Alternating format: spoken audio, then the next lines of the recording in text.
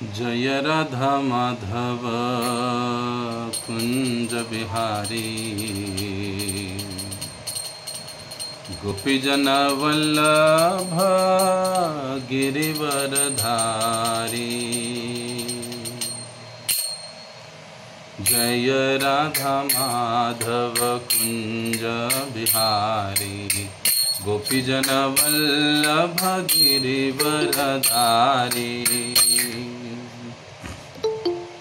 यशोदानंदन व्रज जन रंजन यशोदा नंदन व्रज जन रंजन यमुना तीरवनचारी यमुना तीरवनचारी। जय राधा माधव कुंज बिहारी गोपीजन वल्लभ गिरिवरधारी। जय राधा माधव कुंज बिहारी गोपीजन वल्लभ गिरिवरधारी। यशोदानंदन व्रज जन रंजन यशोदानंदन व्रज जन रंजन यमुना तीरवनचारी यमुना तीरवनचारी।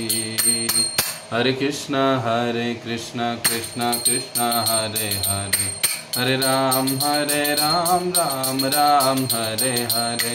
हरे कृष्ण कृष्ण कृष्ण हरे हरे हरे राम राम राम हरे हरे। हरे कृष्ण कृष्ण कृष्ण हरे हरे हरे राम राम राम हरे हरे। हरे कृष्ण कृष्ण कृष्ण हरे हरे हरे राम राम राम हरे हरे। हरे कृष्ण कृष्ण कृष्ण हरे हरे हरे राम राम राम हरे हरे। हरे कृष्ण कृष्ण कृष्ण हरे हरे हरे राम राम हरे हरे। जय राधा कुंज बिहारी राधा कुंज बिहारी राधे जय गौरनिताय गौरनिताय गौरनिताय जय गौरनिताय जय जय प्रभुपाद प्रभुपाद प्रभुपाद जय प्रभुपाद जय जय प्रभुपाद प्रभुपाद प्रभुपाद जय श्रील प्रभुपाद जय जय गुरुदेव गुरुदेव गुरुदेव जय श्रीला गुरुदेव। बोलो कलयुग पावन से हरिनाम संकीर्तन की जय। श्री श्री राधा कुंज बिहारी भगवान की जय। श्री श्री निताई गौर सुंदर भगवान की जय। जगत गुरु श्रील प्रभुपाद की जय। ओम अज्ञानतिमिरन्धस्य ज्ञानाञ्जनशलाकया चक्षुरुन्मिलितं येन तस्मै श्रीगुरवे नमः। श्रीचैतन्यमनोभीष्टं स्थापितं येन भूतले स्वयं रूप कदा मह्यं ददाति स्वपदान्तिकं। वन्देऽहं श्रीगुरौ श्रीयुतपदकमलं श्रीगुरून् वैष्णवांश श्रीरूपं साग्रजातं सहगना रघुनाथान्वितं तं सजीवं साद्वैतं सावधूतं परिजनसहितं कृष्णचैतन्यदेवं श्रीराधा कृष्णपादान् सहगना ललिता श्रीविशाखान्वितांश। नमः ओं विष्णुपादाय कृष्णप्रेष्ठाय भूतले श्रीमते भक्तिवेदान्तस्वामिन् इति नामिने। नमस्ते सारस्वते देवे गौरवाणी प्रचारिणे निर्विशेष शून्यवादी पाश्चात्यदेशतारिणे। नमो महावदन्याय कृष्णप्रेमप्रदायते कृष्णाय कृष्णचैतन्य नामिने गौरतुषे नमः। हे कृष्ण करुणा सिंधो दीनबंधो जगत्पते गोपेश गोपिका कांत राधा कांत नमस्तुते। तप्त कांचन गौरांगी राधे वृंदावनेश्वरी ऋषभानुसुते देवी प्रणमामि हरिप्रिये। वाञ्छाकल्पतरुभ्यश्च कृपा सिन्धुभ्येव च पतितानां पावनेभ्यो वैष्णवेभ्यो नमो नमः। जय श्री कृष्ण चैतन्य प्रभु नित्यानंद, श्री अद्वैत गदाधर श्रीवासादि गौर भक्तविंद। हरे कृष्णा कृष्ण कृष्णा हरे हरे, हरे राम राम राम हरे हरे। मूकं करोति वाचालं पंगुं लंघयते गिरिं यत्कृपातमहं वन्दे श्रीगुरो दीनतारिणम्। हरे कृष्णा। तो आज की इस ईशोपनिषद के कक्षा में आप सभी भक्तों का हार्दिक स्वागत है। आज हम श्री ईशोपनिषद के दूसरे मंत्र को आरंभ कर रहे हैं और जिसे हम समझने की कोशिश करेंगे कि ये मंत्र 2 हमें क्या सिखाता है, क्या समझाता है, उसका मथितार्थ क्या है।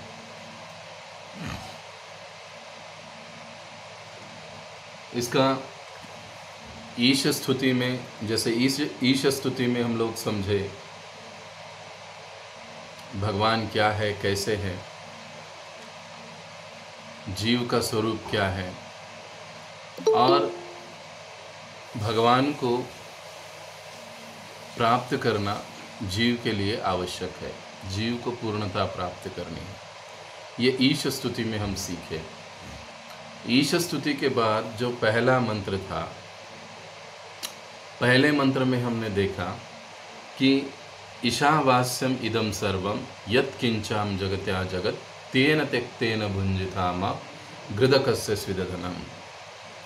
इस श्लोक में हमने देखा कि भगवान पूर्ण है, भगवान के द्वारा प्रदत्त और निर्मित ये सृष्टि भी पूर्ण है और जीव भी वास्तव में पूर्ण है, लेकिन क्योंकि वो इस भौतिक जगत में है तो उसे पूर्णता प्राप्त करने की आवश्यकता होती है। और फिर वो पूर्णता कैसे प्राप्त कर सकता है, इसको हम मंत्र 1 में सीखे। अब आज का ये जो मंत्र 2 है, उसमें हमें श्रील प्रभुपाद जी समझा रहे हैं कि जो व्यक्ति या जीव ईशावास्य भावना में अपने जीवन को बिताता है या अपना जीवन जीता है, उसका क्या परिणाम होता है, क्या लाभ उसको मिलता है। इस चीज़ को इस श्लोक में या इस मंत्र में हमको समझाया जा रहा है। और एक महत्वपूर्ण बात, जैसे दूसरी शिक्षा इस मंत्र की है, वो ये कि कृष्ण भावना ये हमारे लिए अनिवार्य है, कंपल्शन है। इट इज़ नॉट ऑप्शन, वो ऑप्शन नहीं हो सकता। यानी हम चाहे तो कृष्ण भावना को चुन लेंगे, चाहे तो नहीं चुनेंगे, ऐसा ऑप्शन नहीं है। ये जीव के लिए कंपल्शन है। जब तक वो कृष्ण भावना की स्थिति को स्वीकार नहीं करता या उस स्थिति पर वो आता नहीं है, तब तक जीव वास्तविक सुख या आनंद की प्राप्ति नहीं कर सकता। ये दूसरी महत्वपूर्ण शिक्षा कहिए, समझ कहिए, इस मंत्र से हमें प्राप्त होती है। और तीसरी महत्वपूर्ण बात, कर्म की गति, कर्म का सिद्धांत कैसे कार्य करता है और कैसे एक व्यक्ति कर्म के बंधन से बच सकता है। यह तीसरा पॉइंट या तीसरा विषय भी हम इस मंत्र से समझते हैं। और चौथी, जैसे पहले में इसको कहा गया है कि कृष्ण भावना में, सीधे शब्दों में, या ईश भावना में जीवन व्यतीत करने वाला व्यक्ति कैसे होता है। उसको क्या प्राप्त होता है। ये सारी चीज़ें 4-5 जो पॉइंट्स अभी हमने कहे वो हम इस मंत्र के माध्यम से हमें सीखने को मिलता है। प्रभुपाद जी अपने तात्पर्यों से हमको इन सारी चीज़ों को समझाते हैं। तो जैसे हमने पहले ही कहा कि ये ईशोपनिषद के मंत्र है वैसे 18 मंत्र, लेकिन बहुत महत्वपूर्ण है। पहले मंत्र की विशेषता या महत्ता हमने देखा, ईशावास्यम इदम सर्वम, कि इस एक श्लोक के आधार पर भक्ति की जा सकती है। हमारे कृष्ण भावना में जीवन का आधार ये पहला मंत्र है। सब कुछ भगवान का है, भगवान स्वामी है। ये चेतना, ये भावना होना बहुत महत्वपूर्ण है। ये मंत्र भक्ति का सार है। अब दूसरा मंत्र भी हमको इतनी 4-5 चीज़ें या बातें सिखाएंगे जो हम अब step by step Prabhupada ji के तात्पर्यों के साथ हम लोग इसको समझने का प्रयास करेंगे। तो हमेशा की तरह हम पहले मंत्र को पढ़ेंगे। आप भी अपने अपने स्थानों पर, आशा करता हूँ आपके सामने श्री ईशोपनिषद होगा, आप भी उसको पढ़िए, दोहराइए। जो अच्छे से गा सकते हैं अनम्यूट करके मेरे पीछे दोहरा सकते हैं। तो श्री ईशोपनिषद मंत्र 2, कुर्वन्न वेह कर्माणि, कुर्वन्न वेह कर्माणि जिजीविषेच्छतः समः, जिजीविषेच्छतः समः, एवं त्वयि नान्यथेतोऽस्ति, एवं त्वयि नान्यथेतोऽस्ति, न कर्म लिप्यते नरे, न कर्म लिप्यते नरे, कुर्वन्न वेह कर्माणि, कुर्वन्न वेह कर्माणि जिजीविषेच्छतं समः, जिजीविषेच्छतः समः, एवं त्वयि नान्यथेतोऽस्ति, एवं त्वयि नान्यथेतोऽस्ति, न कर्म लिप्यते नरे, न कर्म लिप्यते नरे। अनुवाद तथा तात्पर्य श्रील प्रभुपाद जी के द्वारा। श्रील प्रभुपाद की जय। यद अनुवाद, यदि मनुष्य इस प्रकार नियंत्रण कार्य करता रहे, इस प्रकार का मतलब क्या है? मंत्र संख्या 1 के अनुसार, ये समझना ज़रूरी है। इस प्रकार का मतलब मंत्र संख्या 1 में जो कहा है, ईशावास्यम इदम सर्वम, सब कुछ भगवान का है, भगवान स्वामी है। ईशावास्यम इदम सर्वम, इस प्रकार निरंतर कार्य करता रहे तो वह सैकड़ों वर्षों तक जीने की आकांक्षा कर सकता है। हजारों हजारों सैकड़ों साल जीने की आकांक्षा कोई कर सकता है, अगर वो इस प्रकार यानी किस प्रकार? ईश भावना में अपना जीवन बिताता है। मंत्र 1 में जो बातें कही गई है उसके अनुसार यदि कोई जीवन व्यतीत करता है तो ऐसा व्यक्ति हजारों सैकड़ों साल तक जीवित रहने की इच्छा कर सकता है। और अगर कोई पहले मंत्र के अनुसार जीवन नहीं जीता है तो तुरंत मर जाए तो भी कोई प्रॉब्लम नहीं है। क्या है? तुरंत मर जाए तो भी कोई प्रॉब्लम नहीं है। यानी अगर कोई मंत्र 1 के अनुसार जीवन यापन कर रहा है तो वो हजारों साल जीवित रह सकता है। अब ऐसा क्यों कहा है, इसके पीछे का भाव क्या है, इसको हम आहिस्ता आहिस्ता आगे चलकर समझेंगे। क्योंकि इस प्रकार का कार्य उसे कर्म के नियम से नहीं बांधेगा। अब एक कारण तो यहीं पर दे दिया है। क्यों? क्योंकि अगर वो इस प्रकार यानी मंत्र 1 के अनुसार यदि अपना जीवन यापन करता है और अपना जीवन यापन करते हुए वो जो कुछ भी कर्म या कार्य करता है वो कार्य उसे कर्म के नियम से, कर्म के बंधन में, पाप या पुण्य में नहीं बांधेंगे। देखो बहुत महत्वपूर्ण है। जैसे हमने कहा ना, ये श्लोक हमको सिखाता है कि जो एक मंत्र 1 के अनुसार जीवन जीता है उसको क्या प्राप्त होता है, क्या मिलता है, क्या लाभ है। ये बात अनुवाद में ही समझाई जा रही है। मनुष्य के लिए इसके अतिरिक्त और कोई दूसरा मार्ग नहीं है। That means Krishna consciousness is compulsion, it is not option. अब क्या बताया गया है कि मनुष्य के लिए इसके अतिरिक्त कोई दूसरा मार्ग नहीं। किसके अतिरिक्त? ईश भावना से जीवन व्यतीत करने के अतिरिक्त। श्रील प्रभुपाद जी की भाषा में कृष्ण भावना में जीवन व्यतीत करने के व्यतिरिक्त या उसके अलावा दूसरा कोई ऑप्शन जीव के पास नहीं है। यही एकमात्र ऑप्शन है जिससे उसका भला होगा। अब आप कहोगे फिर प्रभु जी कितने सारे लोग हैं जो कृष्ण भावना भावित नहीं है, वो तो जीवन जी ही रहे ना। बिल्कुल सही है, लेकिन उनका जीवन जो वो ईश भावना के सिवाय जी रहे हैं, वो कदम कदम मृत्यु की ओर बढ़ रहे हैं। प्रभुपाद जी कहते हैं नरक की ओर बढ़ रहे हैं, निचले योनियों की ओर बढ़ रहे हैं, जो कि बहुत खतरनाक है।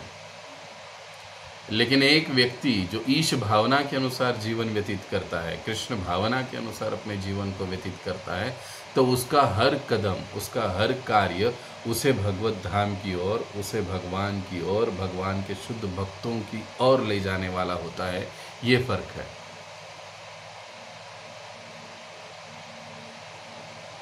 तो इस प्रकार से अनुवाद में ही हमको ये बात समझाई जा रही है कि कृष्ण भावना यह जीव की अनिवार्य स्थिति है। अब आइए, हमेशा की तरह हम लोग तात्पर्य का एक एक पैराग्राफ पढ़ेंगे और फिर उसके ऊपर चर्चा करेंगे। तात्पर्य: कोई भी मरना नहीं चाहता। प्रत्येक व्यक्ति जब तक खींच सकता है तब तक जीना चाहता है। यह प्रवृत्ति केवल व्यष्टिक रूप से ही नहीं, अपितु सामूहिक रूप से जाति, समाज और राष्ट्र में भी देखी जाती है। देखो क्या कहते हैं प्रभुपाद जी कि कोई भी मरना नहीं चाहता। क्या हम में से कोई ऐसे है, भले ही अभी हम लोग भक्त बन गए, लेकिन फिर भी अगर मरने की बात आ गई तो कहते नहीं नहीं यार, अभी नहीं मरना है, अभी और जीना है, अभी और हमको आगे लंबा कुछ काम करना है, ये करना है, वो करना है, ये रह गया मेरा, वो रह गया मेरा। ऐसी कई सारी चीज़ें, बातें मन में होती। कोई भी मरना नहीं चाहता है, बल्कि जितना खींचा जा सकता है उतना अधिक वो जीवित रहने की कोशिश करता है।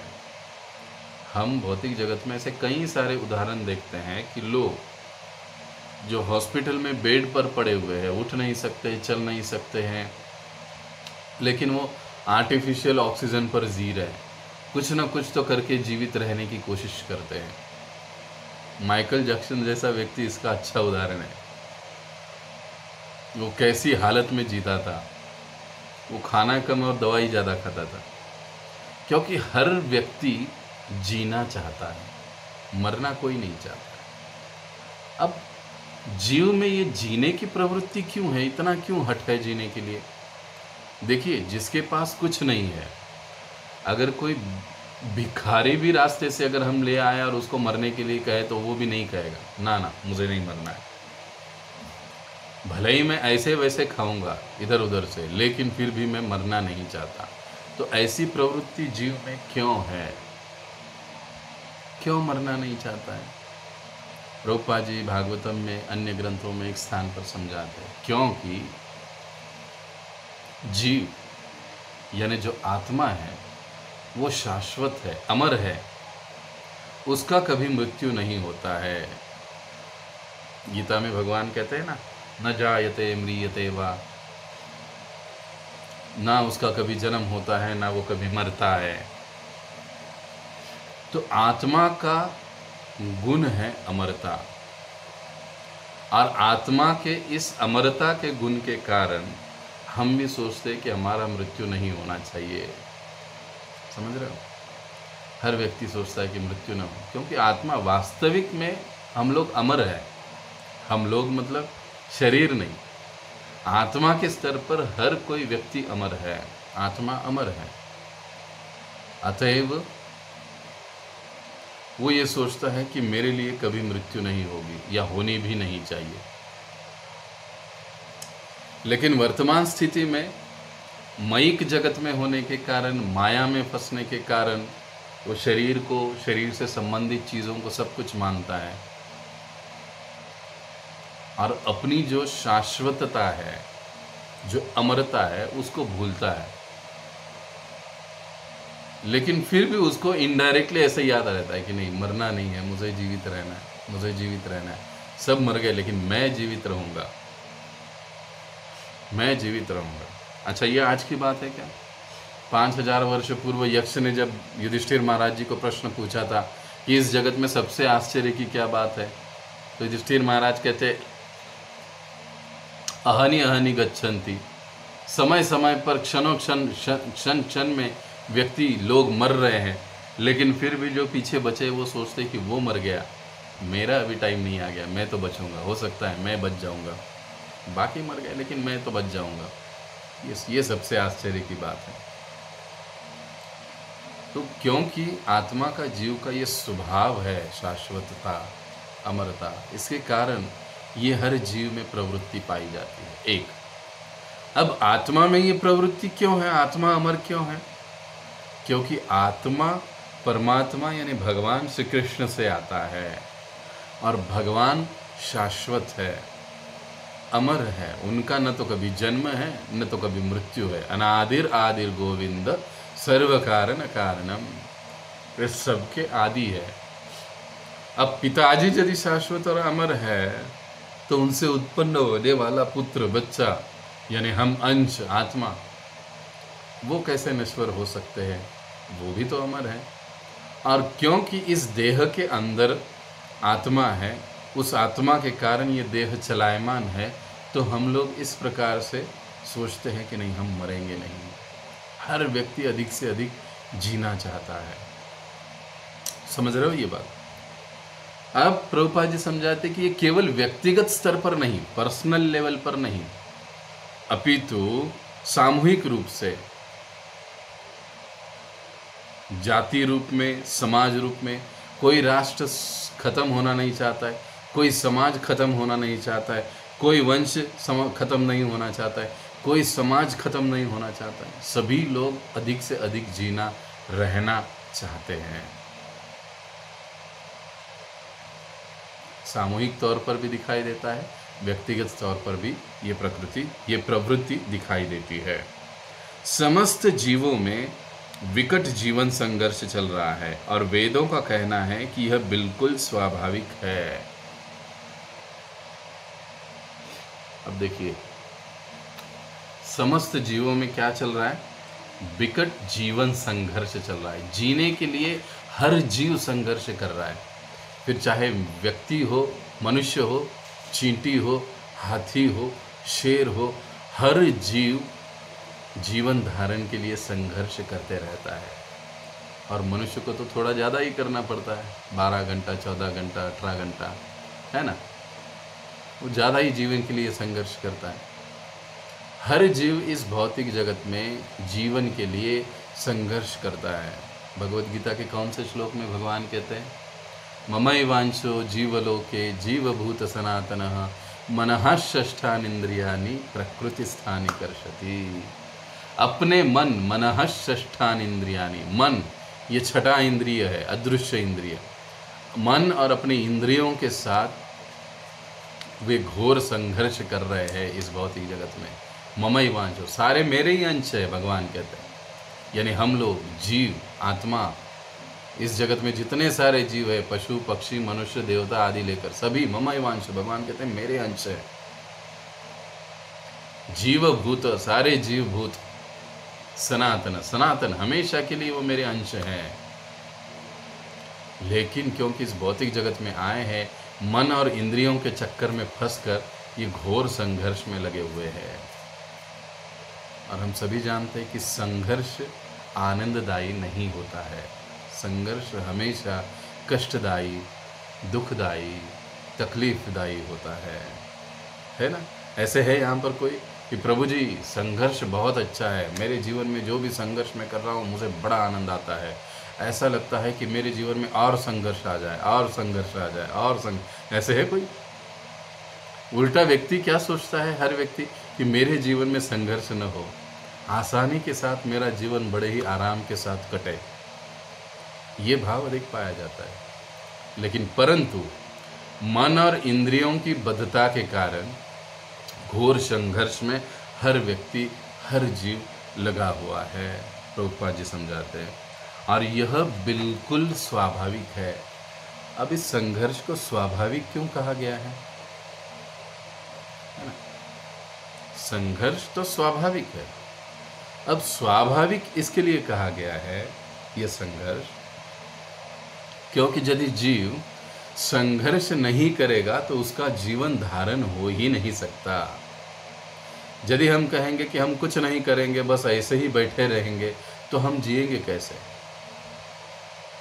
अगर शेर कहेगा कि मैं गुफा से बाहर निकलूंगा ही नहीं, तो खाना खाएगा कैसे? जीवन धारण करने के लिए सभी को संघर्ष की आवश्यकता पड़ती है और संघर्ष करना ही पड़ता है। इसीलिए संघर्ष जीव के लिए स्वाभाविक है। लेकिन जब संघर्ष आवश्यकता से अधिक बन जाता है तो फिर वो हमारे भगवत साक्षात्कार में बाधक बन जाता है। समझ रहे हो आप इस बात को? हर जीव को, चाहे वो भक्त हो चाहे वो अभक्त हो, कोई भक्त हो या भक्त न हो, संघर्ष तो करना ही पड़ेगा। ऐसे है क्या कि हम लोग इस्कॉन में आ गए और हमको अभी संघर्ष जीवन यापन के लिए कुछ करना नहीं पड़ता है, भगवान कृष्ण ऊपर से सूटकेस भेज देते? नहीं, कुछ ना कुछ तो कार्य करना पड़ता है। अपना अपना व्यवसाय, अपनी अपनी नौकरी, अगर कुछ नहीं है तो किसी से मदद लेकर, किसी से मांग कर, भिक्षा मांग कर जीना पड़ता ही है। हर एक को जाता ही है। तो जीने के लिए ये जो संघर्ष है, प्रभुपाद जी समझाते हैं, सभी में स्वाभाविक रूप से पाया जाता है।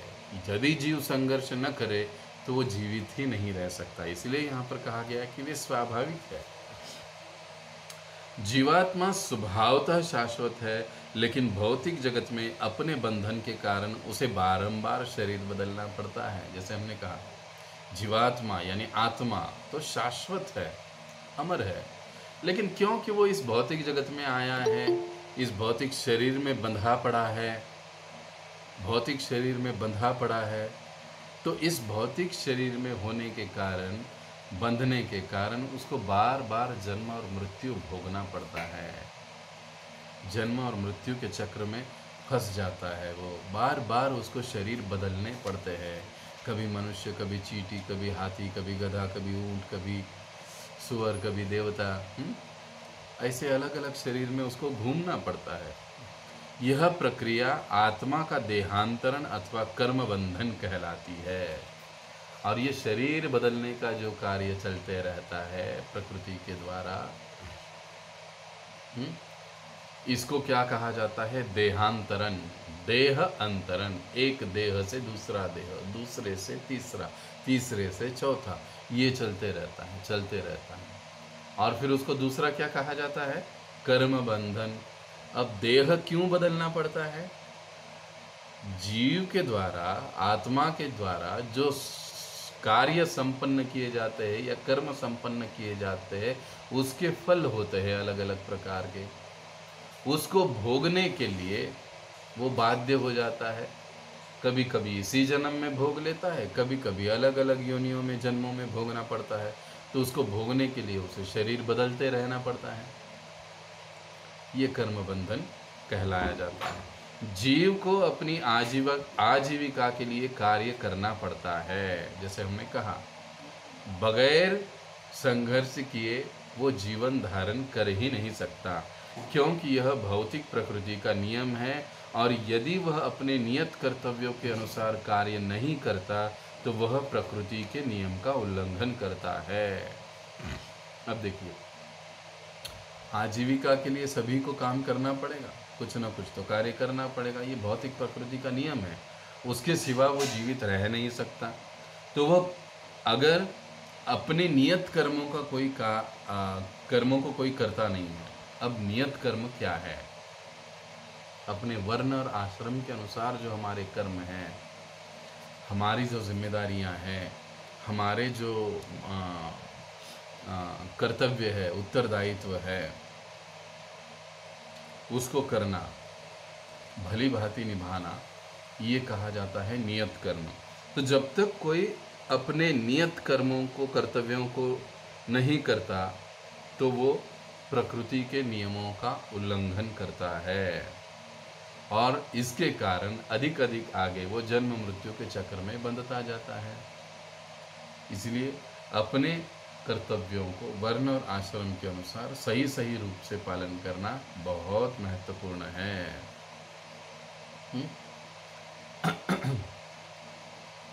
अब जीव का संघर्ष चलता है, तब इसमें प्रश्न एक आ सकता है ना, ये संघर्ष कब छूटता है? जब जीव, आत्मा या हम लोग आत्म साक्षात्कार के पथ पर आ जाते हैं, कृष्ण भावना के पथ पर हम लोग आ जाते हैं, तब हम मन और इंद्रियों पर विजय पा लेते हैं। आते ही नहीं, साधना करनी पड़ेगी क्षण क्षण, एक निश्चित कुछ समय के बाद। जैसे जैसे हमारी साधना में बढ़ोतरी होगी, वैसे वैसे हम अपने मन और इंद्रियों पर नियंत्रण पाएंगे। और जब मन और इंद्रियों पर नियंत्रण पाते पाते पूर्ण रूप से विजय प्राप्त कर लेंगे, तब ये संघर्ष की स्थिति छूट जाती है और फिर वास्तविक सुख या आनंद की स्थिति उस जीव के लिए बन जाती है।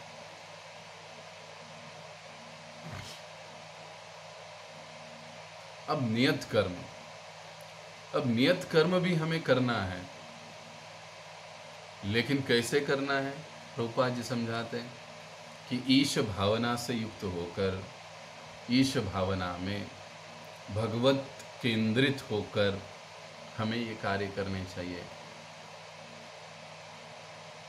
अब कैसे? देखो, जो भी हमारा कार्य कर रहे हैं, मान लो हम व्यापार करते हैं, तो कई बार हम लोग देखते हैं व्यापार में ना, व्यापारी क्या कहता है,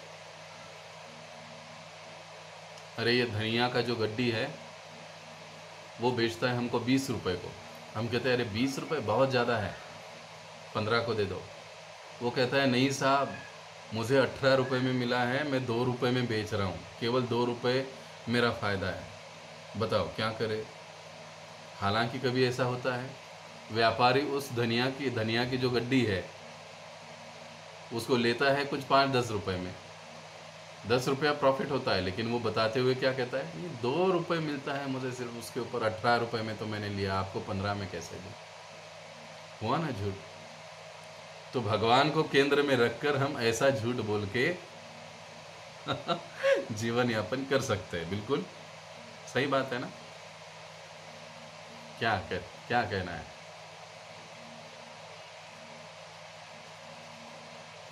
अब देखिए, व्यापार ऐसी चेतना के सिवाय हो ही नहीं सकता।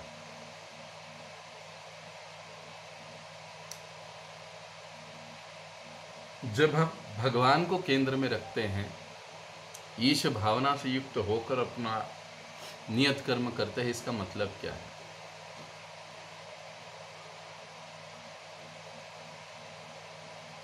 कम से कम झूठ बोले, कम से कम धोखा दे। अब अगर कोई कहता है, भक्त का भी अगर कोई भाजी का सब्जी का ठेला है, वो कहता है कि नहीं 2 रुपया लेकर तो मैं बेच रहा हूँ, आपको नहीं दे सकता हूँ, हालांकि उसको मिल रहे 5-10 रुपये। ये समझाया जाता है कि ठीक है, ये बात व्यापार में ये सब करना पड़ता है, इसके सिवा व्यापार होता ही नहीं है, होगा ही नहीं। लेकिन अगर व्यापार में हम लोग मिट्टी को सोना कहकर बेच रहे, तो वो सबसे भयानक पाप है, क्योंकि हम यहाँ पर पूरा क्या कर रहे हैं? धोखाधड़ी कर रहे हैं। और अगर इसमें हम कहेंगे कि हमने भगवान को केंद्र में रखकर या कोई भक्त इस प्रकार से कार्य करता है, तो वो फिर बात गलत है, बहुत गलत है। उसके बहुत ही भयानक परिणाम उसको भोगने को मिलेंगे। इसलिए जब हम ईश भावना में युक्त रहकर अपने आजीविका का भी कार्य करते हैं, तो हमें ये ध्यान में रखना चाहिए कि जितना कम झूठ बोलने से काम चलाना चाहिए, जितना कम धोखाधड़ी से काम हो उतना हमको करना चाहिए। अधिक से अधिक धोखाधड़ी करे, अधिक से अधिक कमाए और अधिक से अधिक भगवान की सेवा में लगाए। ये फिलॉसफी ठीक नहीं है, इससे चेतनाएं गंदी हो जाती है। तो ये हमको अक्सर ध्यान में रखना चाहिए कि ईश भावना का मतलब क्या है। ईश भावना यानी ऐसी भावना में रहकर हमको जीना चाहिए कि जिसमें हमारा अधिक से अधिक समय भगवत सेवा और कार्य में व्यतीत हो। अब आगे प्रभुपाद जी समझाते हैं कि अन्य योनियों में जन्म मृत्यु का चक्र चलता है, लेकिन जब जीव को मनुष्य योनि प्राप्त होती है तो वह कर्म के बंधन से मुक्त होने का अवसर प्राप्त करता है। भगवद गीता में कर्म, अकर्म तथा विकर्म का अत्यंत स्पष्ट वर्णन हुआ है। अब देखिए, अन्य योनियों में भी जन्म मृत्यु का चक्र चलता है, लेकिन जीव को जब मनुष्य योनि प्राप्त होती है तो वह कर्म बंधन से मुक्त होने का अवसर प्राप्त करता है। अब देखिए, हम सभी मनुष्य हैं, हमको कितना बड़ा अवसर है ना, पशु योनि से मुक्त होने का, जन्म मृत्यु के चक्र से मुक्त होने का कितना बड़ा अवसर है हमको। लेकिन कभी कभी भक्त बनने के बाद भी हम लोग भक्त नहीं बनते हैं, और जिसके कारण फिर ये अवसर हम लोग खो देते हैं। समझ रहे हैं ना आप? भक्त बनने के बाद भी हम लोग भक्त नहीं बनते हैं, बहुत सी उल्टी सीधी चीज़ें करते रहते हैं। हाँ, अनाप शनाप चीज़ें हम लोग करते रहते हैं। तो हम कई बार ऐसे करने से ये जो मौका है हमारे हाथ से छूट जाता है। अब मनुष्य को ही ये मौका मिलता है कि वो जन्म मृत्यु के चक्र से छूट सकता है, जानवरों को क्यों नहीं मिलता? फिर गजेंद्र कौन थे? प्रभु रामचंद्र जी की सेवा करने वाले सारे बंदर कौन थे? वो तो पशु योनि के ही थे ना सारे, उनको कैसे मौका मिला? प्रश्न आ सकता है, वो कैसे मुक्त हो गए? तो शास्त्रों में ऐसे कुछ अपवाद होते हैं, लेकिन उनको लेकर हमको आगे नहीं चलना चाहिए, उसी एक चीज़ में हमें अड़ना नहीं चाहिए। हम देखते हैं वेदांत सूत्र की शुरुआत होती है था तो ब्रह्म जिज्ञासा। अभी आपको ब्रह्म जिज्ञासा करनी चाहिए। अभी आपको ऐसे क्यों कहा है? जाहिर है कि वेदांत सूत्र का पन्ना खोलने के लिए कौन जाएगा? मनुष्य ही जाएगा ना, कोई कुत्ता बिल्ली जानवर थोड़ी ना जाएगा। तो जब कोई मनुष्य आके उस वेदांत सूत्र के पन्ने को खोलेगा तो उसको पहला ही उपदेश क्या दिया गया है? अथातो ब्रह्म जिज्ञासा। अभी तुमको ब्रह्म की जिज्ञासा करनी चाहिए, क्योंकि अभी तुम मनुष्य शरीर में हो, पशु शरीर में तुम ये नहीं कर सकते। मनुष्य शरीर में ही व्यक्ति भगवत तत्व को समझ सकता है, जीव तत्व को समझ सकता है, प्रकृति को समझ सकता है, अपने और भगवान में संबंध को पुनः स्थापित कर सकता है और पुनः भगवत धाम लौट सकता है। इसीलिए कहा गया कि मनुष्य योनि को ही ये अवसर प्राप्त है जन्म मृत्यु के चक्र से छूटने का। अब उसमें हमको हरिनाम भी मिला है, दीक्षा भी मिली है, तो सोचिए हम लोग कितने भाग्यशाली है। तो हमको कितना सतर्क रहकर हमको आध्यात्मिक जीवन में चलना चाहिए। अब आगे भगवद गीता में कर्म, अकर्म तथा विकर्म का अत्यंत स्पष्ट वर्णन हुआ है। जो कार्य किसी के नियत कर्तव्यों के अनुसार शास्त्रों में उल्लेखित विधि से संपन्न किए जाते हैं वे कर्म कहलाते हैं। जो कर्म मनुष्य को जन्म मृत्यु के चक्र से मुक्त करते हैं वे अकर्म कहलाते हैं, किंतु जो कार्य अपनी स्वतंत्रता का दुरुपयोग करके संपन्न किए जाते हैं और जिससे अधम योनियों में जाना पड़ता है वे विकर्म कहलाते हैं। इन तीन प्रकार के कर्मों में से बुद्धिमान मनुष्य उसे ही अच्छा समझता है जो उसे कर्म के बंधन से मुक्त कर दे। अब यहाँ पर कर्म के तीन प्रकारों का प्रभुपाद जी हमको संक्षेप में व्याख्या समझाते हैं। कर्म, विकर्म और अकर्म। कर्म क्या है? सीधे शब्दों में शास्त्रों में उल्लेखित किए गए कार्य। शास्त्र जो कहता है कि ये कार्य करने चाहिए, और जो शास्त्रों में वर्णित कार्य हम लोग कहते हैं, करते हैं, वो कर्म कहलाए जाते हैं। कर्म का परिणाम क्या होता है? शास्त्रों द्वारा निर्धारित किए गए कर्म जब हम करते हैं तो उसका परिणाम क्या होता है? हमको पुण्य प्राप्त होता है। पुण्य प्राप्त होता है। पुण्य प्राप्त होता है मतलब शास्त्र में वर्णित कर्म, सकाम कर्म कोई करता है, अलग अलग प्रकार के, कोई भूखों को खाना देता है, कोई बीमारों को दवाई देता है, कोई बेघरों को घर देता है, कोई बेरोजगार को रोजगार देता है, आदि आदि चीज़ें। ये सारी चीज़ें, कोई प्यासे को जल पिलाता है, प्याऊ चलाता है, अलग अलग प्रकार के ऐसे जो शास्त्र में वर्णित जो कार्य है, अच्छे कर्म करने के लिए बताए गए हैं, वो किए जाते हैं। तो उसका परिणाम क्या मिलता है? हमको पुण्य मिलता है। पुण्य से क्या होता है? हो सकता है हमको अच्छा शरीर मिलेगा अगले जन्म में, सुंदर होंगे हम लोग, धनवान होंगे हम लोग, हम लोग अच्छे गुणवान होंगे, धनवान होंगे, अच्छे कुल में जन्म मिलेगा, अच्छे राष्ट्र स्थिति में जन्म मिलेगा, आदि आदि। ऐसे कार्य हमको, ऐसे परिणाम हमको प्राप्त होंगे। अब आती है विकर्म की बात। विकर्म का मतलब क्या है? ऐसे कर्म जो शास्त्र निषिद्ध, शास्त्रों के द्वारा निषिद्ध है। मांस नहीं खाना चाहिए, शराब नहीं पीनी चाहिए, व्यभिचार नहीं करना चाहिए, लेकिन व्यक्ति वही कार्य करता है, उसे कहा जाता है विकर्म। कर्म के अपोजिट विकर्म। अब अगर कर्म का परिणाम पुण्य है तो विकर्म का परिणाम क्या होगा? पाप। पुण्य से हमें तथाकथित भौतिक सुख की प्राप्ति होती है, पाप से हमें दुखों की, कष्टों की प्राप्ति होती है। इसीलिए हम देखते हैं ना,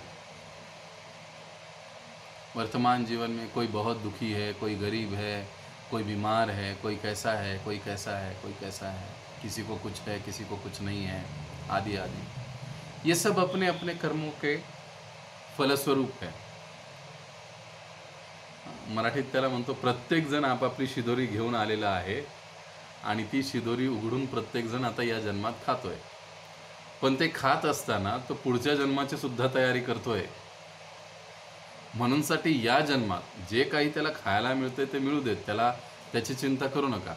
परंतु लेकिन जो इस जन्म में उसको मौका मिला है, किस चीज़ का? इसको बदलने का, उसे अच्छे कर्म करके या अकर्म करके बदल देना चाहिए। ऐसे ये मौका उसको प्राप्त करना चाहिए। तो ये हुआ कर्म, विकर्म, और तीसरा है अकर्म। अकर्म का मतलब क्या है? कि जो कर्म भी नहीं है और जो विकर्म भी नहीं है, बल्कि क्या है वो? अकर्म, यानी जन्म मृत्यु के चक्र से मुक्त कराने वाला कर्म, कार्य। ऐसा कार्य जिससे पुण्य की भी उत्पत्ति नहीं होती और जिससे पाप की भी उत्पत्ति नहीं होती। और ऐसा कार्य कौन सा है? कृष्ण भावना भावित कार्य। प्रभुपाद जी के शब्दों में, कृष्ण भावना भावित होकर जीव जब कार्य करता है तो वो कार्य उसे जन्म मृत्यु के चक्र से मुक्त करवा देते हैं। देखिए कितनी बड़ी बात है हरे कृष्ण डिवोटी बनना, क्योंकि हम लोग सारे अकर्म कर रहे हैं, हम कर्म नहीं कर रहे, हम पुण्य नहीं कर रहे, हम विकर्म तो कर ही नहीं रहे, सवाल ही पैदा नहीं होता है। लेकिन हम जो कुछ भी है वो अकर्म में स्थित है, क्योंकि हम लोग जो कुछ भी कर रहे हैं वो ईशावास्य भावना से कर रहे हैं। अब जो जितने ईश भावना से करेगा उतनी मात्रा में वो जन्म मृत्यु के चक्र से दूर दूर दूर दूर दूर चला जाएगा और अंत में छूट जाएगा। अब ये हमको अपने आप को चेक करना है कि हम कितनी मात्रा में ईश भावना भावित है, कितनी मात्रा में हम लोग अपने आप को ये कन्विंस कर पाए कि सब कुछ भगवान का है। कई बार लोग कहते हैं ना, अब आजकल मैं कलेक्शन के लिए कई सारे भक्तों को, लोगों को फ़ोन कर रहा हूँ, तो बहुत अच्छे रिप्लाई देते हैं मुझे सभी भक्त लोग। कई सारे भक्तों ने काफ़ी सारी मदद की है। भक्त लोग कहते हैं प्रभु सब कुछ भगवान का ही है। या कभी कभी मैं अपने कांटेक्ट में बाहर के लोगों को भी फ़ोन कर रहा हूँ, वो कहते हैं हाँ अरे यार सब कुछ भगवान का ही तो है, हमारा क्या है। लेकिन जब देने की बात आती है तब हम सोचते नहीं नहीं ये मेरा है, इतना कैसे भगवान को दे दूँ, सब कुछ भगवान का है। देखो एक कहावत हम कहते हैं ना, तेरा तुझको अर्पण क्या लागे मेरा, ये भी चेतना सही नहीं है। तेरा तुझको मतलब क्या है? कुछ तेरा है और कुछ मेरा भी है, इसके लिए ये कहा जाता है तेरा तुझको अर्पण। मेरा मेरे पास ही रहने दो भगवान, लेकिन जो तेरा है तुझको थोड़ा बहुत दे दूंगा। ये सही भावना नहीं है, बल्कि सब कुछ भगवान का है। ईशावास्यम इदम सर्वम, ये जो सर्वम शब्द है ना, ये सबसे महत्वपूर्ण। सब कुछ भगवान का है। अगर सब कुछ भगवान का है तो फिर मेरा क्या है?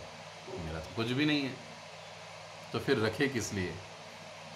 सब कुछ भगवान के लिए, भगवान की सेवा में हमें लगाना चाहिए। तो इसका मतलब क्या है? जितना हमारा घर बार, गाड़ी, बैंक बैलेंस सब कुछ है, आकर इस्कॉन में डोनेट कर दें, ऐसा नहीं।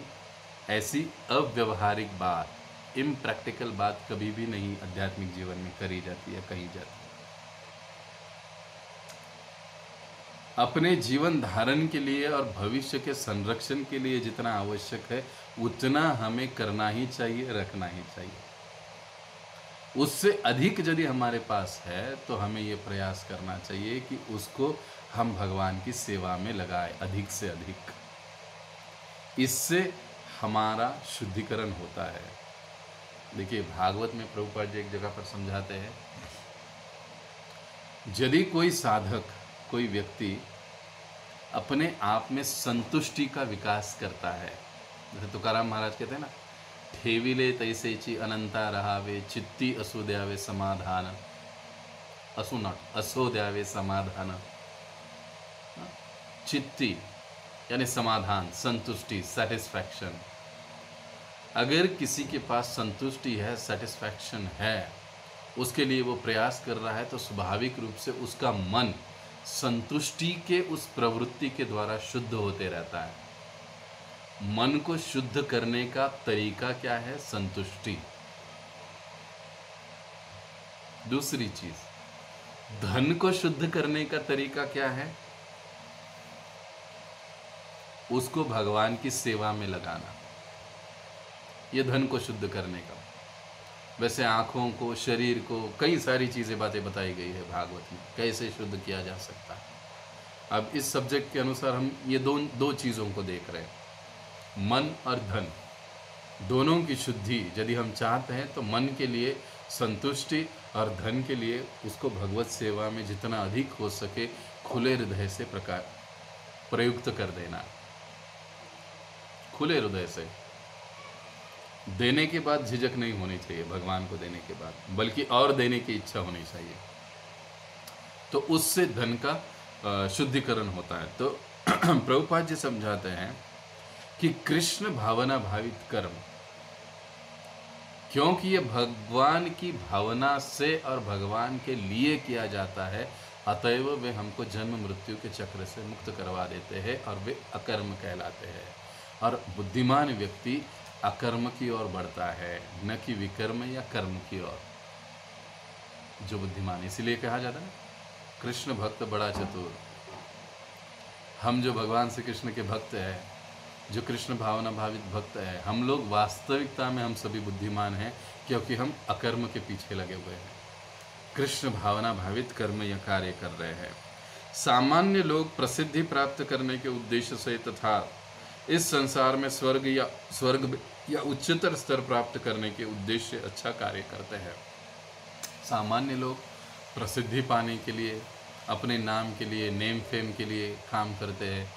ज़्यादा से ज़्यादा लोग स्वर्ग में जाने के लिए कार्य करते हैं। लेकिन जो बुद्धिमान है वो भली भांति जानते हैं कि अच्छे या बुरे कार्य समान रूप से मनुष्य को भौतिक कष्ट में बांध देते हैं। पाप से तो कष्ट होता है, लेकिन पुण्य को भी भोगने के लिए फिर से यहाँ पर आना पड़ेगा ना हमको। समझ रहे इस बात को? हम पुण्य करेंगे, कर्म करेंगे, कर्म से हमको पुण्य मिलेगा, लेकिन पुण्य का फल भोगने के लिए भी तो हमको इसी जन्म में, इसी जगत में आना पड़ेगा। पुनरपि जननम पुनरपि मरणम, फिर से जन्म, फिर से मृत्यु, बुढ़ापा, वही सारे दुख, दर्द, तकलीफें, सारा कुछ हमको भोगना पड़ेगा। तो बुद्धिमान क्या सोचता है, अरे भाई ये जगह मेरे लिए है ही नहीं ना, मैं पुनः जन्म लेके यहाँ पर क्यों आऊँ? उससे अच्छा है कि इस चक्र से ही छूट जाऊँ, बाहर चला जाऊँ। प्रभुपाद जी समझाते हैं कि कोई कैदी जेल में है, सी क्लास वाला कैदी बी या ए क्लास में जाना चाहता है। और एक कैदी है जो जेल से बाहर आना चाहता है। ज़्यादा बुद्धिमान कौन है?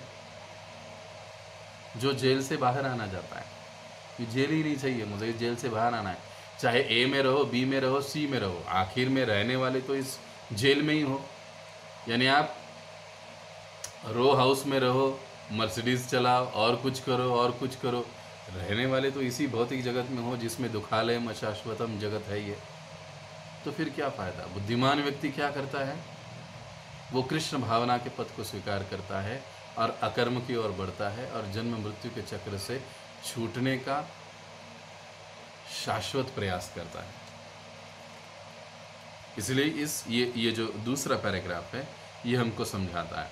श्री ईशोपनिषद के पृष्ठों में इसी मुक्ति प्रदान करने वाले कार्य का वर्णन किया गया है। इसी मुक्ति प्रदान करने वाला कार्य यानी अकर्म, कृष्ण भावना भावित कर्म का वर्णन इस मंत्र में किया गया है। अब वो कैसे होता है?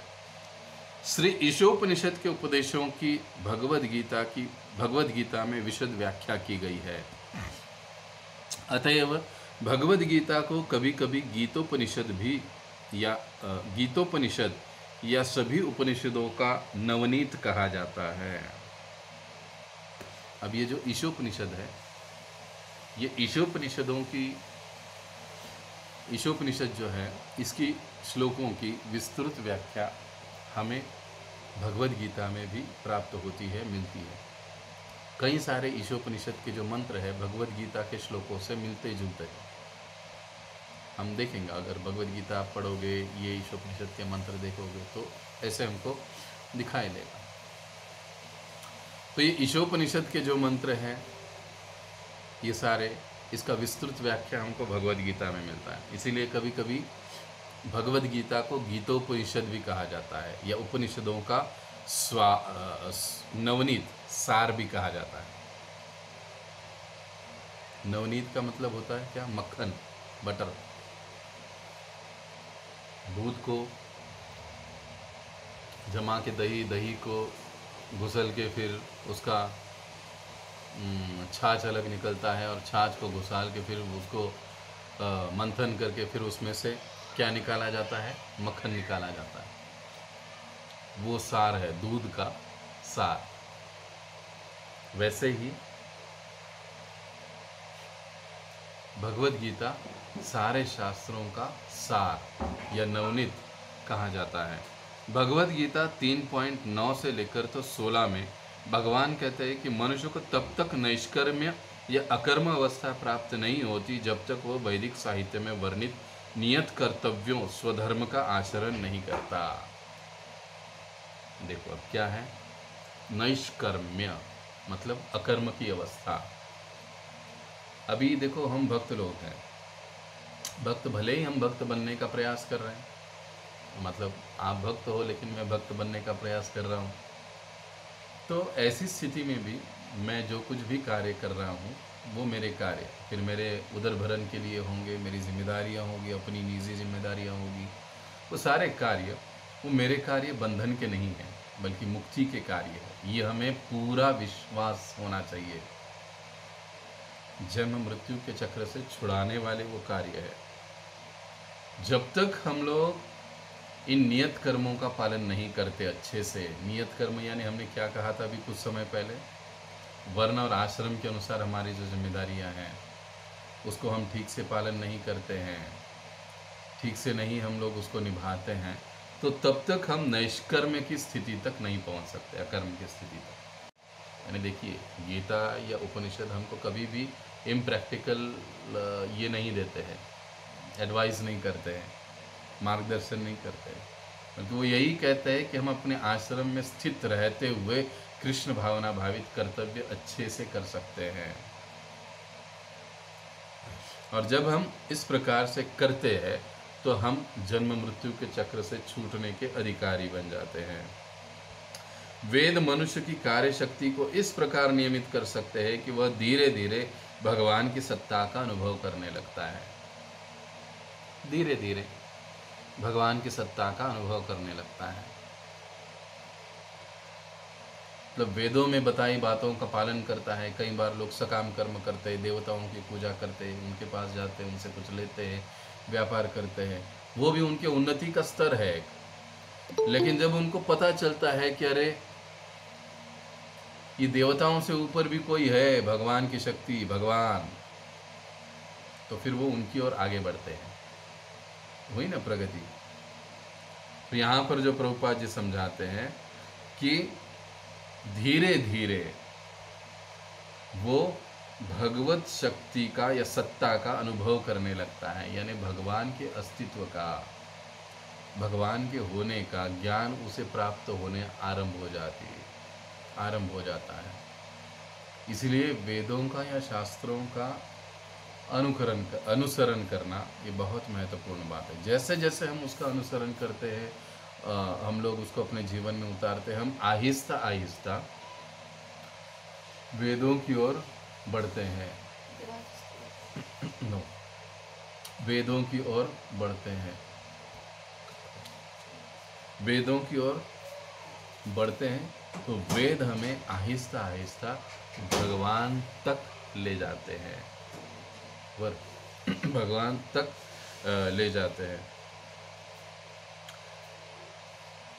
और जब ऐसे होता है तो हमको ये समझ लेना चाहिए कि जब हमको वहाँ पर समझ लेना चाहिए कि भगवान जो है, क्षमा करें, कि उस व्यक्ति ने सकारात्मक ज्ञान की अवस्था को प्राप्त कर लिया है। सकारात्मक ज्ञान की अवस्था को प्राप्त कर लिया। अब सकारात्मक ज्ञान का मतलब क्या है? यहाँ पर इंडिकेट हो रहा है कि भक्ति युक्त ज्ञान, भक्ति युक्त ज्ञान के स्तर तक वो पहुंच गया है। इस शुद्ध अवस्था में प्रकृति के गुण सतो रजो तथा तमो गुण कार्य नहीं कर पाते हैं। किस स्थिति में? जब अकर्म की स्थिति में व्यक्ति आ जाता है, साधक आ जाता है, तो फिर उसके ऊपर ये 3 गुण काम नहीं करते हैं, क्योंकि वो शुद्ध सत्व में आ जाता है और उसे नैष्कर्म के आधार पर कर्म करने की क्षमता आ जाती है। अब वो पूर्णतया कृष्ण भावना भावित होकर कार्य करता है। उसके कार्य उसको बांधते नहीं हैं, इस भौतिक जगत से जन्म मृत्यु के चक्र में फंसाते नहीं हैं। ऐसा कर्म मनुष्य को जन्म तथा मृत्यु के चक्र से नहीं बांधता। कैसा कर्म? अकर्म, कृष्ण भावना भावित कर्म व्यक्ति को जन्म मृत्यु के चक्र में नहीं बांधता है। इसीलिए क्या कहा जाता है कि यह जो ईशोपनिषद है और ईशोपनिषद का यह जो मंत्र है हमें अकर्म सिखाता है। अकर्म सिखाता है का मतलब क्या है? कृष्ण भावना भावित कर्म कैसे करने चाहिए ये हमको बताता है। अकर्म की ओर हमें अग्रसर कराता है, ये मंत्र कहिए या ईशोपनिषद कहिए। इसीलिए कर्म के गति को समझना, सिद्धांत को समझना हमारे लिए बहुत आवश्यक होता है। कर्म, विकर्म, अकर्म क्या है, इनको समझना बहुत महत्वपूर्ण होता है। भगवान इसलिए गीता में कहते हैं ना, कर्मणो ही बोद्धव्यम बोद्धव्यम च विकर्मणः अकर्मणश्च बोद्धव्यम कर्मणो ही गहना गति। क्या कहते हैं? बोधव्यम का मतलब क्या है? जानो, समझो, जानने की कोशिश करो। क्या? कर्मणो ही, कर्म को समझने की कोशिश करो। बोधव्यम च विकर्मश्च, विकर्म क्या है उसको भी समझने का कोशिश करो। और बोधव्यम च अकर्मणश्च बोधव्यम, और अकर्म क्या है उसको भी जानने की कोशिश करो, क्योंकि कर्म की गति बड़ी ही बलवान होती है। जब कर्म की ये बारीकाई हम लोग समझेंगे, बारीकाई जब हम लोग समझेंगे, तब हम लोग कृष्ण भावना भावित जो हमारा कर्म है वो बहुत सचेत होकर सावधानता से करेंगे और हमारा आध्यात्मिक जीवन का साक्षात्कार आगे बढ़ता जाएगा। अगर कर्मों के सिद्धांतों को हम लोग नहीं समझेंगे तो फिर गड़बड़ हो जाएगी। जो भी गलत काम हम करेंगे हम उसको ही हम अकर्म मान लेंगे किसी को फंसा लिया तो भी हम लोग क्या कहेंगे, अरे चलता है, हम तो जप करते हैं, हम लोग तो भक्त है, हमको क्या फ़र्क पड़ता है। नहीं, ये भावना से हमें बचना चाहिए, ये विचारधारा से हमको बचना चाहिए। इसीलिए सही सही रूप से हमें कर्म, विकर्म और अकर्म को समझना ज़रूरी है। ओके, अब वास्तव में किसी को भी भगवान की भक्ति से अधिक कुछ नहीं करना होता, परंतु जीवन के निम्न स्तर पर मनुष्य भक्ति के कार्यकलाप तुरंत नहीं अपना सकता, न ही वह सकाम कर्म को पूरी तरह रोक सकता है।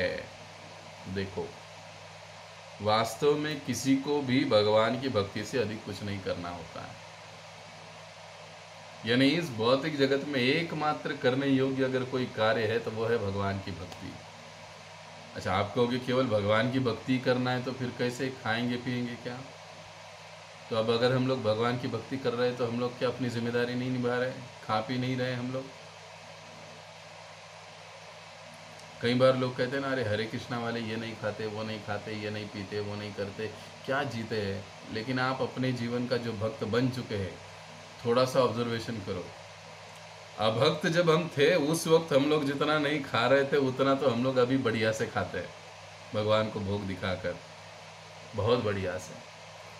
देखिए, कहने का मतलब क्या है कि जो भगवान की भक्ति है, जब हम उसको करना आरंभ कर दे हैं तो सारे कार्य जीवन धारण के लिए क्यों ना हो वो भी होते ही रहते हैं।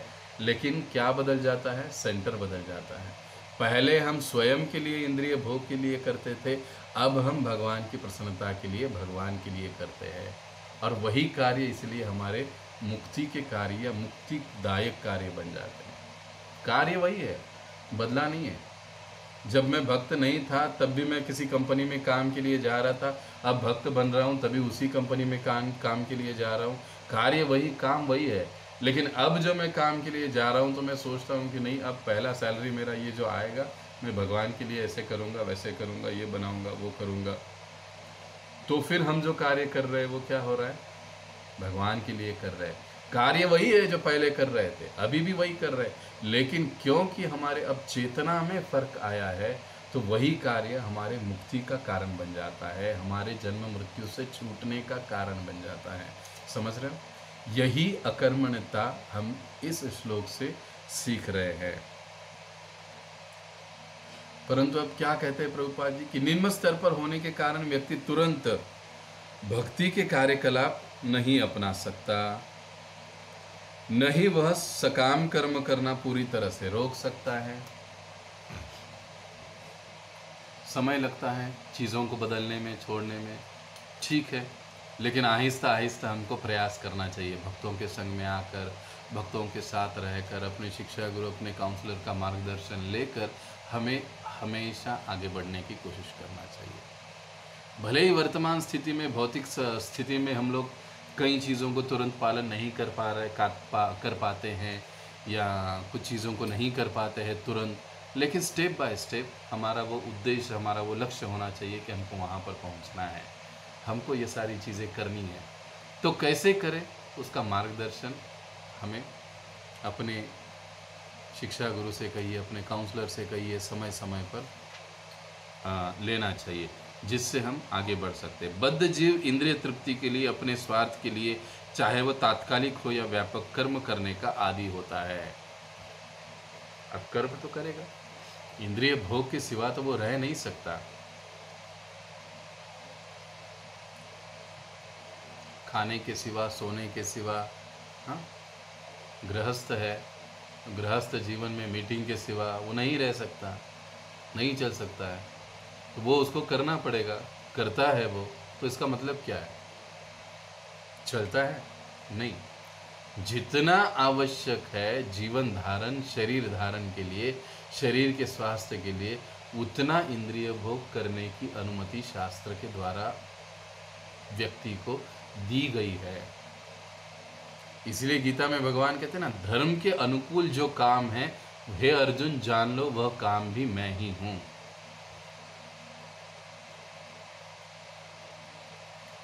अर्थात जो हम कृष्ण भावना भावी जीवन जी रहे हैं उसमें हम संयमित इंद्रिय भोग करते हुए आगे बढ़ते हैं। अगर हम कल से कहेंगे कि नहीं हम लोग अच्छा खाएंगे नहीं, गद्दी पर सोएंगे नहीं, या ऐसे नहीं करेंगे, वो नहीं करेंगे, ये नहीं करेंगे, अगर ऐसे हम लोग कहने लगे, कर्म ही करना बंद कर देंगे, तो फिर कैसे चलेगा? हम लोग भक्ति नहीं कर पाएंगे। इसलिए प्रभुपाद जी ने कहा कि प्रारंभिक स्तर पर हम लोग तुरंत नहीं स्वीकार कर पाएंगे, लेकिन हमें स्टेप बाय स्टेप हमें आगे बढ़ने की कोशिश करनी चाहिए। सामान्य व्यक्ति अपनी निजी इंद्रिय तृप्ति के लिए कार्य करता है, और जब इंद्रिय तृप्ति का यह सिद्धांत समाज या राष्ट्र या मानवता तक विस्तारित हो जाता है तो यह अनेक आकर्षक नाम धारण कर लेता है। यही इंद्रिय तृप्ति जब आगे बढ़ जाती है तो फिर समाज सेवा, परोपकारवाद, साम्यवाद, राष्ट्रवाद, मानवतावाद आदि आदि नाम धारण कर लेता है। लेकिन ये सारी क्या है? प्रत्यक्ष अप्रत्यक्ष इंद्रिय तृप्ति के ही रूप है। ये हमको समझना चाहिए।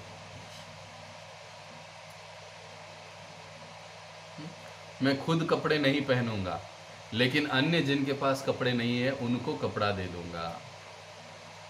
हाँ, कई बार हम लोग देखते हैं ना, घर में माता पिता कई बार होते हैं आधा पेट रह जाते हैं क्योंकि बच्चों को भरपेट मिले। अपनी इंद्रिय तृप्ति त्यागते हैं लेकिन अन्यों का करते हैं। जैसे हम समाज में देखते हैं, लोग अन्यों को भोजन खिलाते हैं, अपने आप को भले ही सुविधा कम कर लेंगे लेकिन समाज सेवा के लिए आगे जाएंगे। इसको विस्तारित इंद्रिय तृप्ति कहा जाता है। उपदेशामृत के अनुसार रूप गोस्वामी पाद इसको समझाते हैं। लेकिन ये सारे जो वाद है, मानवतावाद, समाजवाद, साम्यवाद, परोपकारवाद आदि आदि, ये जन्म मृत्यु के बंधन है, कर्म बंधन के आकर्षक रूप है। प्रभुपाद जी समझाते। इसका मतलब क्या? हम परोपकार न करें, हम समाजवाद न करें, हम मानवतावाद न देखें? नहीं, समाजवाद, परोपकारवाद, मानववाद से हमें कोई आपत्ति नहीं, प्रभुपाद जी आगे समझाते हैं। बल्कि इन सारे वादों के यानी वाद जो है, ये समाज सेवा करनी है तो भगवान को केंद्र में रख कर करो। और इसका सबसे अच्छा उदाहरण क्या है? हम इस्कॉन के द्वारा जो फूड फॉर लाइफ चलाते हैं, समाज सेवा ही है वो। लेकिन हम कृष्ण प्रसाद दे रहे हैं। उस कृष्ण प्रसाद के कारण खाने वाला जो व्यक्ति भले ही भक्त नहीं है लेकिन जन्म मृत्यु के चक्र से छूटने का अधिकारी बन जाता है। शास्त्र कहते हैं कि जो एक बार भी कृष्ण प्रसाद खा लेता है तो अगले 700 जन्म के अंदर उसको भक्त बनना ही है। वो छूटेगा नहीं लेकिन भक्त बनेगा और फिर अच्छे से आगे जाएगा और फिर हमेशा के लिए छूट जाएगा। देखो कितना बड़ा गारंटी। वास्तविकता में मानव कल्याण का काम ऐसे भगवान कृष्ण को केंद्र में रखकर होना चाहिए, तो कोई आपत्ति नहीं। प्रभुपाद जी समझाते हैं, यदि कोई सचमुच इनमें से किसी वाद के लिए जीना चाहता है तो उसे चाहिए कि वो ईश केंद्रित उसे कर दे। गृहस्थ बनने या परोपकारी, समाजवादी, साम्यवादी, राष्ट्रवादी या मानवतावादी बनने में कोई हानि नहीं है, बशर्ते कि वह अपने कार्यों को ईशावास्य या भगवत केंद्रित भावना से संपन्न करे। ये सबसे महत्वपूर्ण बात है कि कैसे करना चाहिए उसको। ईशावास्य भावना से सारे जो है कार्य संपन्न करने चाहिए। सब कुछ भगवान का है और भगवान के ये जो सारे अंश हैं उनकी सेवा में कर रहा हूँ, उनको सुविधाएं देने की मैं कोशिश कर रहा हूँ। इस भावना से यदि हम लोग वो करते हैं कार्य तो फिर उसमें कोई दिक्कत, कोई समस्या नहीं। वो सारे कार्य हमारे मुक्ति के कारण बन जाएंगे। अब यहाँ तक किसी को कोई प्रश्न है?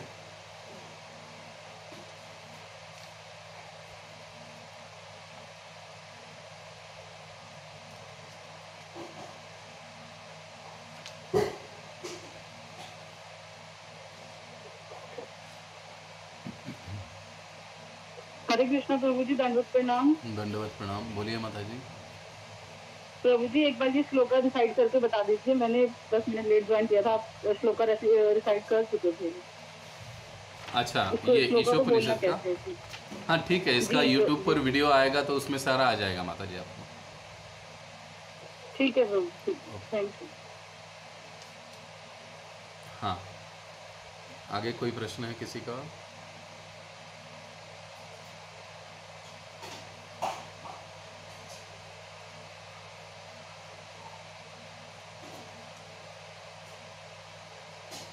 ओके।